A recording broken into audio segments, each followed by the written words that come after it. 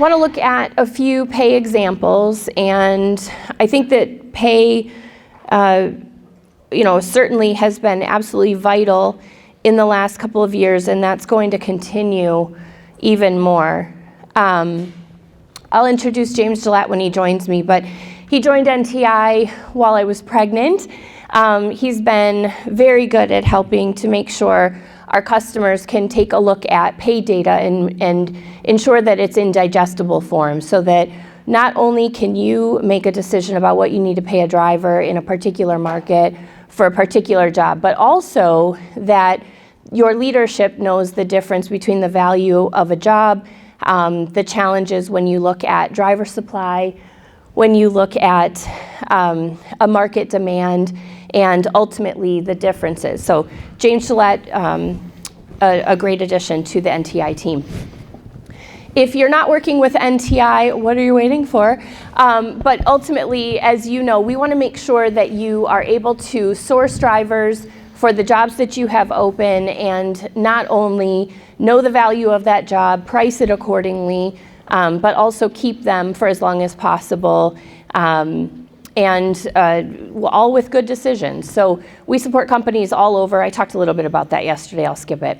Best known studies. Survey of driver wages tracks the attributes of driver pay. Driver wage index is used as a third-party negotiator for contracts with customers. Private fleet survey, 3PL, and dedicated studies have become one of our top studies because so many fleets are going to dedicated work, and we'll look at why that is. City-centric data, we track pay in over 700 different markets across the country by job, by location, by trailer type. So knowing exactly what you need to pay people is absolutely necessary. And lastly, it's not just the job itself. You want to make sure that the company and the opportunities are great for drivers. And so that equals pay, it equals benefits, it equals retirement opportunities, and overall, just how stable the company is. So why is this critical? We're changing. The job market is changing, expectations are changing, and opportunities are available all over that might be better than yours. So you have to know the value of those opportunities and do as best as you can to make sure that you're marketing what the opportunity is that you have and find the best fit of people in those jobs. Yeah, and I think like on that side as well, one important factor is that both sides of where transportation and trucking exist are changing, right? The shippers' needs and demands are changing in response to consumer needs and demands, and not just consumers, it's businesses as well, obviously, as manufacturing changes shift in the United States and globally. And so, that really causes carriers to look at their offerings in the marketplace and start being responsive to what's happening, and that obviously affects the type of job that they will have available for drivers and all these other factors. So like the Amazon effect, is that what you're referring to? That's sort of what I'm referring to. So you guys have had, we're all used to getting things in 2 days. In some peak markets, you might even be receiving goods within a couple of hours. The transportation market is going to continue to evolve in that same nature. You got this one, or do I? Driver supply? Yeah, so, big convergence of a lot of factors, obviously, that affect driver supply. We have, throughout the U.S. economy, there is a very high demand right now for workers across a lot of industries, a lot of sectors, particularly in those that are adjacent to trucking and compete for, basically workers in terms of drivers. And so we've outlined a few here. Obviously, blue-collar labor shortage, and then those more specifically affecting trucking, there on the right side of the slide. It's a tough job. Help wanted sign on every door. So what James was just talking about in terms of jobs changing and blue-collar appeal, these are the content type slides that you want to share with your leadership and sales teams to make sure that these same elements are being shared with your customer base. This builds your conversation about the value of a truck driver. So that's why we feed you this information on a regular basis. Unemployment is at a record low, and you know this because every time you go for a coffee right now, they get it wrong, right? The labor supply has depleted. James, I think this one is yours here. Yeah, so I saw this last week. I thought it was really interesting relative to the conversation that we're having today and the conversation a lot of us have all the time, that it just seems like there's not enough people available to fill the jobs that are available at your company, at companies across the entire U.S. economy and in trucking. And that was confirmed by ZipRecruiter's chief economist recently with this post on LinkedIn, I think last week or week before, about that by her estimation, the U.S. economy had completely depleted its available supply of workers, which, I think we all feel that in this room almost every day. Max said yesterday that nobody wants to work is a comment that we hear. I have heard that repeatedly as I visit with leaders at companies, and he said that's not true. It's just that they want good jobs. And as you can see here, there's a lot of opportunity for a lot of good jobs. Yeah, and I think on that side too, it's not that like Leah said and what Max said yesterday, that people don't want to work. They want a good job, and right now there are tons of opportunities everywhere to find a job that may not check every box that someone wants, but it checks a lot of the boxes that are important to them. And so I think it's incumbent upon those of us in this room to make sure that you're checking those boxes with your job offerings as well. So relative to trucking employment, just real quick, since you can see the big dip there, when the pandemic hit, obviously our industry shut a lot of jobs. Those jobs came back almost in full, I think around September 2021. But since the pandemic recovery began, local jobs have really made a lot of strong gains compared to long haul, even though you can see there on the right side, long haul is making a comeback the last couple months. But the point is that those jobs were a lot more enticing to people because they basically offered a better quality of life, even if the pay wasn't as strong. They got to see their family more often. They're not out on the road as much, dealing with a lot of the frustrations that push drivers out. So that's one of the challenges that people in this room face right now. Okay, so we have to be more responsive, right? We have to have a variety of different jobs. How many companies can say that you really just want a driver? Whatever the opportunity is that they have, you're going to put them in a job that fits their needs. That's how a lot of folks have diversified, and more, there's a variety of opportunities available at each company, and also in a variety of different segments. You have to be flexible, successful, and of course offer an attractive career. To do that, as I mentioned several times, you have to be able to communicate across your departments. I said yesterday that you want your recruiters to be subject matter experts. They also have to be fed in regularly, and I would say fed by sales and operations. How many times does sales accept a variety of different contracts of work, and they come to you after they've already accepted it and say, I need 30 teams, highly qualified, already matched by the end of the month? It happens, right? So you can't work only in your silo. You have to be able to communicate well. They have to be fed the same information that we're feeding to you right now, in the same way that you want to be fed what opportunities they're working on, so that you can be proactive and get some data to support those decisions. So we're going to look at some specific job decision-based data support and let you know why you don't only want to look at an ad-scraped pay rate. You don't want to only look at pay on a national basis. Want me to keep going? I'm going to keep going. So Spartanburg, South Carolina, median pay, regional driver. First of all, we've shared with you here, it's up 8% year over year in that market. The quarter history is there, so if you're doing business in Spartanburg, South Carolina, I give you this gift. But additionally, local driver, median pay, 58 grand. Why do I share that with you? Because all of the data slides that we communicated previous to this, the gap has really closed between a local driver and a regional driver. So the guy that's going to be doing the job with some layovers isn't making that much more than the gal working in a local job in Spartanburg, South Carolina. So you have to be able to communicate those data supports to your team and also let them know why and what it takes to make a job attractive, but ultimately that there's a lot more local work than there has been in the past. Buffalo driver, over the road, median, just under 71, flatbed considerably more. So if you're doing more specialized business, if you need higher qualified drivers, if the work is a little bit harder, they're going to make more money. So you don't want to only look at an over the road driver alone in Buffalo, New York. You want to look at the specific job. Denver, Colorado, dedicated, just under 75, a regional driver with medium labor, 68. Now, I would think dedicated might be considerably more in that market. There's not that big of a gap, but you want to price it accordingly, and maybe your pricing team can work with the data. We provide all of the segments of data there, but they can work with data for the dedicated job and also understand exactly what the value is for each of the components of labor that the drivers are doing. And then a very competitive market for the last few years, Houston, Texas, local driver, median 63, but local tank, much more qualified, very much in demand in Houston. This is a big job in Houston, 71 grand. So considerable differences, and really important when it comes to making decisions, not just in the placement and the job that you have, but in the sales and pricing components that supply you with enough pay to be able to place a driver in these open trucks. So you want to take that? Sure.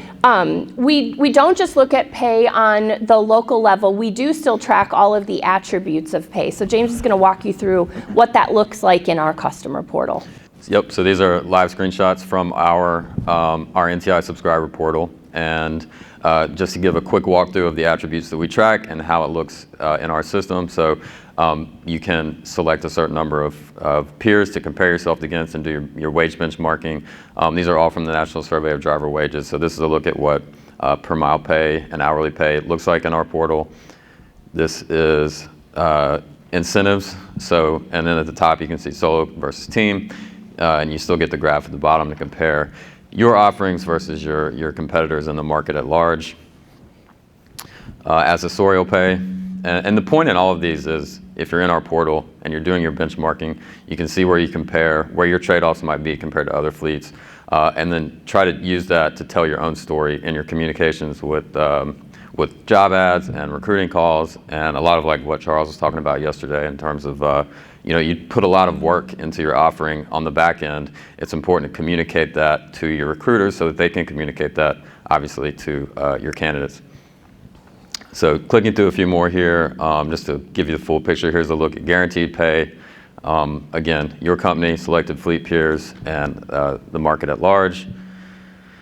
Benefits, looking at retirement and when, how long, I guess, that, the vesting period and the offering of, how much of a percentage of a driver's pay is matched. And Leah, you had a good point about this slide as well, as far as, do you want me to make it? What did I say? It's important to evaluate how often you have open enrollment for some of your retirements. That was a good point. Yeah, like retirement, because a driver may want to take advantage of that offering, but they don't want to wait 6 months or a year. They want to feel like you're investing in their future now. So it could be not only a good tool to engage your drivers on that offering that you have, but also a retention tool. If they take advantage of it, they might be more likely to stay with you if they feel like you and them are both investing in their future. Now that he reminded me, it was kind of in our conversation about yesterday's deck also, but drivers don't necessarily show up expecting to retire with you. Max mentioned that. But the other thing is that despite the fact that they are transitory with your retirement program, a lot of times they don't enroll right away. And so companies may make decisions in response to that and invest less in the future for those folks. However, the better idea, in our opinion, is to remarket regularly to them why they chose you, what they like about you, what their friends like about you, and why they stay, and ultimately also furthering the amount of opportunities for them to commit to you. Thanks for reminding me that that was a good point. So we pulled this specifically to show how seminal the last few years have been for driver wage growth. This is mileage pay for solo company drivers across all trailer types, so 4 trailer types, flatbed, dry van, refrigerated, and tank, across all regions and segments. And this is what the data shows, that in 2018, you can see here that max cap pay for your most experienced driver was making less, let me rephrase that. And a first-year driver in today's environment, you can see on the far right, the light blue bar, is making more than a driver with cap pay, most experienced, just 4 years, 4 years ago. So same quarter, 2018. Either way you said it worked, by the way. Yeah. So they're making more today as a one-year driver than your highest paid drivers in 2018. Pretty significant. And you can see that the gap also has, the gains for those solo and 3-year drivers have been percentage-wise more prominent than for max and cap paid drivers, which a point Leah often makes, that drivers coming into the industry expect frequent and regular pay bumps to get them to a level where they feel like they want to stay, basically, not only with your fleet, but in the industry at large. Okay, so you have to be proactive when you make decisions, right? You have to be adaptable in terms of what's happening in the market, what your shippers are offering, what your sales and pricing teams are able to negotiate, but you still need to be able to recruit and retain people, and you have to have data and tools and support to be able to do that and make good decisions. Recommendations for getting started: pivoting to a bigger focus on offering diverse and attractive job opportunities.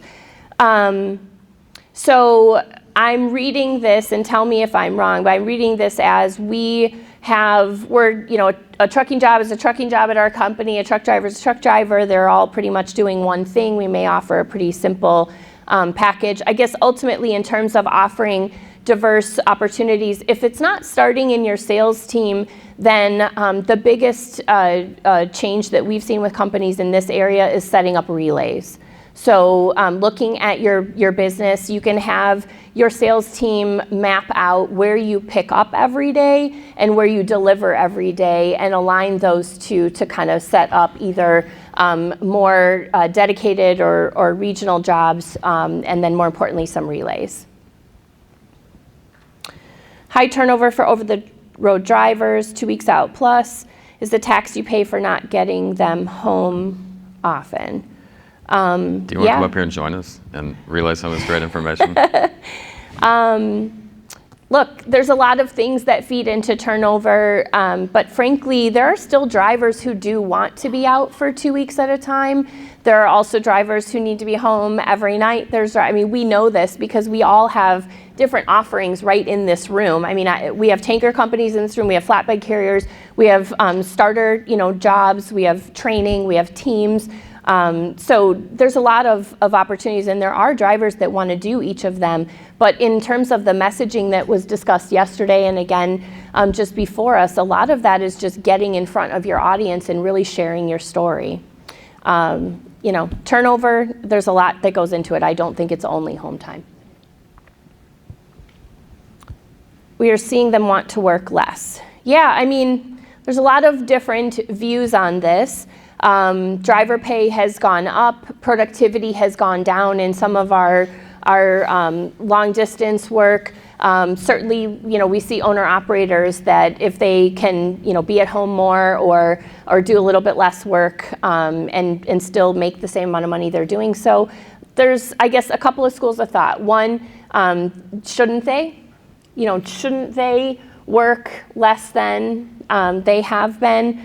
The other thing is that freight continues to change, and so sometimes I feel when we really comb into that data that it's less about desire and more about the actual work that they're being assigned, the productivity and how it's being managed, and the job allocation.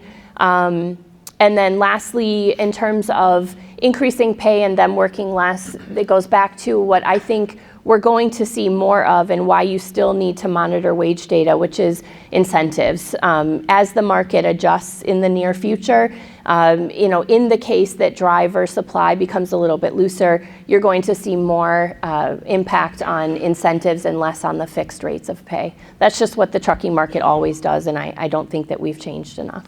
And I think with this question too, it goes back to some of the very early slides we talked about, that everything from the shipper side to the driver's expectations to the consumer's expectations are changing. And so it's your role at your company to be responsive to those changes, not just kind of say, I wish it wasn't this way. So I think it's important to get ahead of these changes, even if you may not agree with the sentiment that drivers want to work less because they're making more money now. You still have to be responsive to that for basically your company's sake, your shipper's sake, et cetera. I think that Spartanburg example is really good to support, when someone says this to you. I also think that just jobs in general and the shift in drivers from the over-the-road segments into local jobs, just data that's out in the market that supports this kind of component. I don't think it's only a driver desire issue. And I think one thing too that we've talked about internally, and we've posted some content about this, is that throughout the past 2 years, parents were having to juggle a lot between school closures and job losses and a lot of different factors that they had to juggle. And so it may be that, maybe your driver doesn't necessarily want to work less, but their life required that over the past couple of years. I actually have drivers that contact me regularly that they've had some sort of family issue and they're looking to dispatch from home, or any other company looking for local drivers. There's a lot of family issues. And in our deck yesterday, we shared with you that oftentimes what drivers ask for that are younger is a better parental leave policy. What you see, what you don't see. There you go. Business question. That iceberg situation. NTI data instead of using manual searches. So really good question. Just had this conversation before this session. Generally speaking, when you pull job scrape data, if you're using a service to do that, or if you're doing it on your own, many times in all of these more specialized jobs that we're talking about, which the industry is gravitating towards, as drivers are gravitating towards them, shippers are asking for it, you'll find that the data points that are used to support a number in a market typically don't align with the work that you do. So I'm going to use J&M as an example. If you are looking for a local or regional tank driver in Houston, and of course that's a bad example because Houston has a lot of tank jobs, but let's say we're looking at a different market, and there's a bunch of examples. As you look at what supplied that number, you have to ask yourself, did all of those jobs align with what you're looking for and what you do at your company? Many times the answer is no. And so the data that we're going to provide you is job specific, trailer type specific, company peers that you choose that are like yours, or that we chose that we know are like yours. And it's based on actual W-2 earnings of what drivers are getting paid in that market. Okay, right? Good point. Another issue is if the job scrape is pulling ads that say, we pay you up to 90K, it's going to pull that 90K. It's not a real number. It's the bottom line. And if I can hawk the attributes that we track, there's a lot of components particularly in the National Private Fleet Survey and Dedicated Fleet Survey that goes beyond just what a base rate would be that's offered in a manual search or a current job opening, that you can truly benchmark and compare all of the components that make up a driver's pay package beyond just their mileage pay or their hourly rate. Driver pay's changed a lot in the last couple of years, and certainly there's companies that are still really bullish on the market. I saw a t-shirt, Optimistic Rebel, that works for me. There's still a lot of companies that are like that and still announcing pay changes. They feel that that's necessary in order to attract a slimmer pool of drivers, but also, they really want to take care of their people. But there's still going to be companies that aren't going to make a ton of adjustments in this type of market. And so when that happens, it's really important to look at all of those attributes, because you will still make slight adjustments throughout the year, depending on the attribute. Are there any others?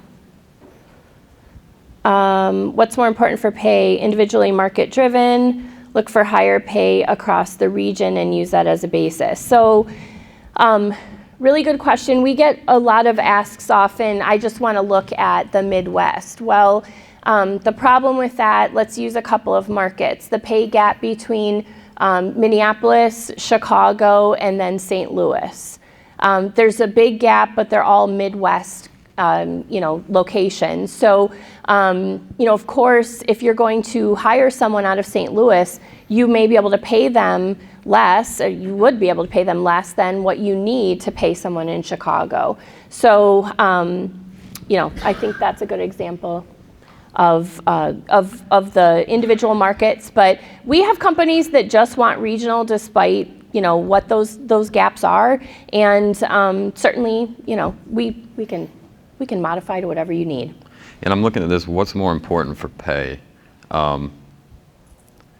And I think that gets back to some of what we were talking about, that the driver job is fragmenting so much more, that, even under a regional driving job, there are so many different components that make up a driver's pay package for, depending on, your own application as a carrier, the segment, trailer type, et cetera, how much labor goes into that job.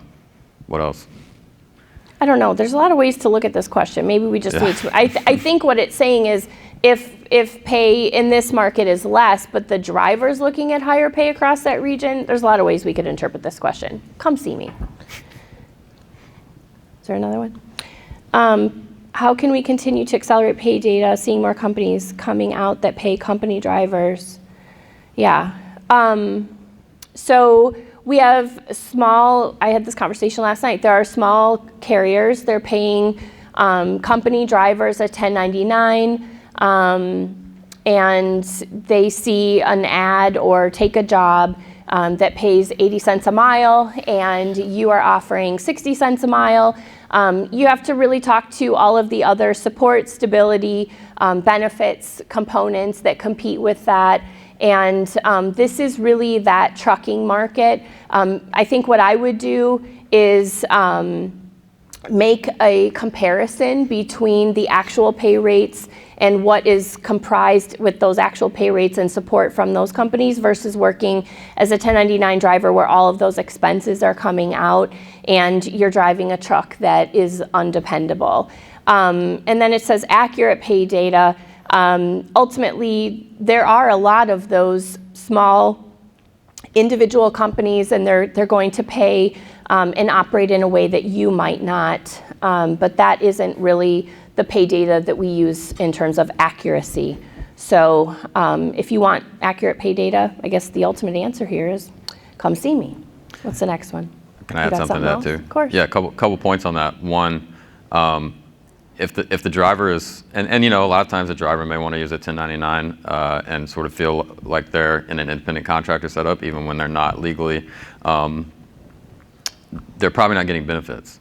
So there are a lot of things that if you feel like you're competing with companies, particularly on the smaller end of the scale, that are using 1099 drivers rather than true employee drivers, your benefit offering is so much greater to that driver than I think that small company's 1099 offering would be. I mean, unless... Yeah, and it's even beyond benefits, because as I said, drivers, if they're not coming to you ready to commit day one, they may not even be enrolling in your benefit plan. However, in this case, it's not only those benefits, but the deductions that would come out of that 1099 worker. And this is obviously the legal landscape. Speaking of everything changing, the legal landscape changed dramatically just 2 months ago when the Supreme Court issued a decision not to hear a case involving California's contractor law. And so this setup obviously really isn't future-proofed. These companies will likely have to change in the coming years, over the next 5 to 10 years, away from 1099 or skirt the legality of their operation entirely. So I don't know, I just want to add that. Okay, one last thing. The slide yesterday with the post from the woman who had gone to that company, you're going to have drivers that show up and go to these types of situations, and they quickly get chased back into the market to look for, in her example, to go back to a mid-sized company. So.